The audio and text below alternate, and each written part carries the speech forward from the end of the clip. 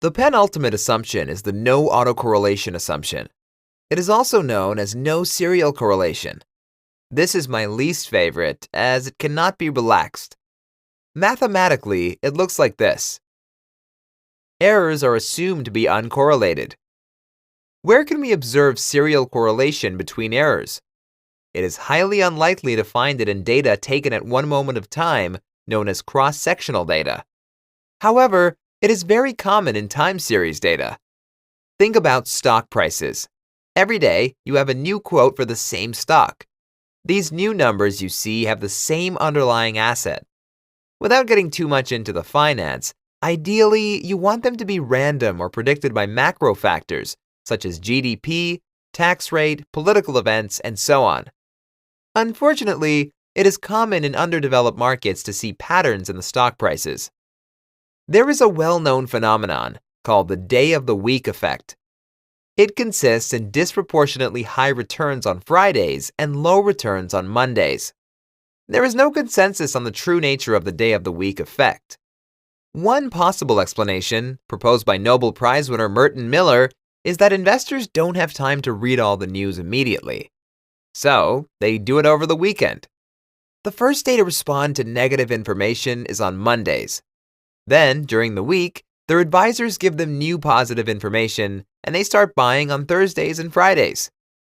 Another famous explanation is given by the distinguished financier Kenneth French, who suggested firms delay bad news for the weekends so markets react on Mondays. Whatever the reason, there is correlation of the errors when building regressions about stock prices. The first observation, the 6th, the 11th, and every 5th onwards would be Mondays. The 5th, 10th, and so on would be Fridays. Errors on Mondays would be biased downwards, and errors for Fridays would be biased upwards. The mathematics of the linear regression does not consider this.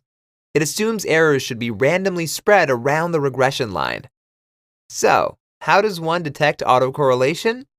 A common way is to plot all the residuals on a graph and look for patterns. If you can't find any, you're safe.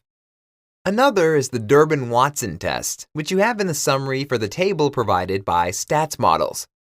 Generally, its values fall between 0 and 4. 2 indicates no autocorrelation, while values below 1 and above 3 are a cause for alarm. But what's the remedy, you may ask?